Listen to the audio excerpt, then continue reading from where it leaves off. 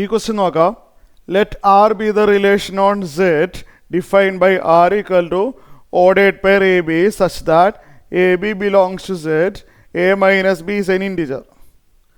Find the domain and range of R. ഇവിടെ ശ്രദ്ധിക്കണം,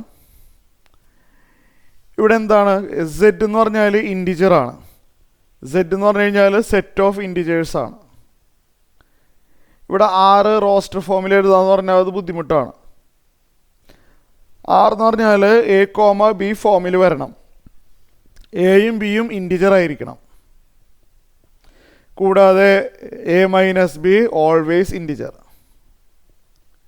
ഇവിടെ ശ്രദ്ധിക്കേണ്ട ഒരു പ്രധാനപ്പെട്ട കാര്യം, എയും ബിയും ഇൻറ്റിജർ ആണെന്ന് ക്വസ്റ്റ്യനിലും പറഞ്ഞു കഴിഞ്ഞു. കണ്ടില്ലേ, ഇവിടെ നോക്കി, എയും ബിയും ഇൻറ്റിജർ ആണെങ്കിൽ എ മൈനസ് ബി അല്ലെങ്കിൽ ഇൻറ്റിജർ ആയിക്കോളും. ഇൻറ്റിജർ മൈനസ് ഇൻറ്റിജർ ഇൻറ്റിജർ തന്നെയല്ലേ വരുള്ളൂ, എക്സെപ്ഷൻ ഒന്നുമില്ല.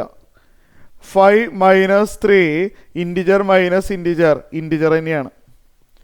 1 minus 4 integer minus integer integer തന്നെയാണ്. അപ്പോൾ അവിടുത്തെ കണ്ടീഷന് യാതൊരു റോളില്ല. കാരണം എയും ബിയും ഇൻറ്റിജർ ആണെങ്കിൽ എ മൈനസ് ബി ഇൻറ്റിജർ ആണെന്ന് നമുക്കറിയാം. അപ്പോൾ ആറ് എഴുതുമ്പോൾ ഇത്രയും മാത്രം പറയേണ്ട ആവശ്യമുള്ളൂ. A comma B such that ordered pair A B such that എയും ബിയും ഇൻറ്റിജർ, അത്രയും പറഞ്ഞാൽ മതി. മറ്റേതിന് യാതൊരു റോളില്ല ഇവിടെ. കാരണം എയും ബിയും ഇൻറ്റിജർ ആണെങ്കിൽ എ മൈനസ് ബി ഇൻറ്റിജർ ആയിക്കോളും. അതുകൊണ്ട് അതിൽ നിന്ന് പ്രത്യേകിച്ച് ഇൻഫർമേഷനും നമുക്ക് കിട്ടുന്നില്ല. അപ്പോൾ ആറ് എഴുതാൻ പറ്റാവുന്ന എല്ലാ ഓർഡേഡ് പെയർ എഴുതണം. ആദ്യത്തെ ആൾ ഏതെങ്കിലും ഒരു ഇൻറ്റിജർ ആയാൽ മതി, രണ്ടാമത്തെ ആളും ഏതെങ്കിലും ഒരു ഇൻറ്റിജർ ആയാൽ മതി. ഇപ്പോൾ ഡൊമെയിൻ എന്ന് പറഞ്ഞു കഴിഞ്ഞാൽ ഈ ഓർഡേഡ് പെയറിൽ ആദ്യം വരുന്ന ആൾക്ക് കിട്ടുന്ന വാല്യൂസ്, അതാണല്ലോ ഡൊമെയിൻ. നമ്മളിങ്ങനെ കുറേ ഓർഡേഡ് പെയർ എല്ലാം എഴുതുമ്പോൾ ആ ഓർഡേഡ് പെയറിൽ ആദ്യം വരുന്ന ആൾക്ക് എന്തൊക്കെ വാല്യൂസ് കിട്ടുന്നുണ്ടോ അതാണ് ഡൊമെയിൻ. ഇവിടെ റെസ്ട്രിക്ഷൻ ഒന്നുമില്ല. ആദ്യം വരുന്ന ആളാണ് എ, അയാൾക്ക് എന്ത് ഇൻറ്റിജർ വേണമെങ്കിലും ആവാം എന്നാണ് ഇവിടെ പറയുന്നത്.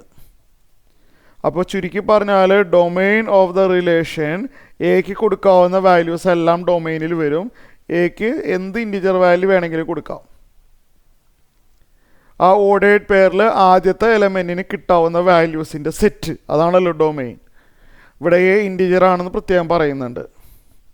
ഇനി റേഞ്ച് എഴുതാൻ പറയുന്നുണ്ട്. റേഞ്ച് എന്ന് പറഞ്ഞു കഴിഞ്ഞാൽ രണ്ടാമത്തെ എലമെൻറ്റിന് എന്തൊക്കെ വാല്യൂ കിട്ടും അതാണ് റേഞ്ച്.